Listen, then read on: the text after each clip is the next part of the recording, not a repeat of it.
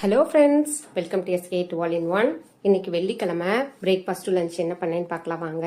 பிரேக்ஃபாஸ்ட்டுக்கு கத்திரிக்காய் கடைஞ்சிட்டேன். போன தடவை இட்லிக்கு பீக்கங்காய் கடைஞ்சிருந்தேன். அம்மா கத்திரிக்காய் கடைஞ்சிருக்கலாமன்னு என் சின்ன பையன் கேட்கவும் இன்னைக்கு கத்திரிக்காய் கடைஞ்சிட்டேன். இந்த கத்திரிக்காய் கடையிலோட ரெசிபி ஆல்ரெடி நம்ம சேனல் இருக்குது, வேணால் செக் பண்ணி பார்த்துக்கோங்க. லஞ்சுக்கு சாதம் வடிச்சிட்டேன், புடலங்காய் பொரியல் பண்ணேன், தயிர் இருக்குது, துணி எல்லாத்தையும் துவைச்சி முடிச்சிட்டேங்க. ட்ரையும் போட்டேன், காய வைக்கிற வேலை ஒன்று தான். ஃபஸ்ட்டே ஒயிட் யூனிஃபார்மை துவைச்சி காய வச்சிட்டேன்.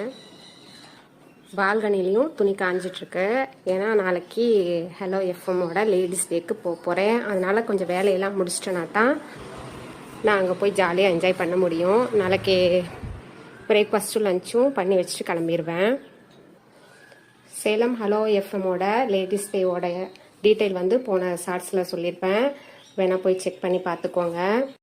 நானும் சேலம் ஹலோ எஃப்எம் 91.5 கேட்டுட்டு தாங்க வேலை பார்த்துட்டே இருக்கேன்.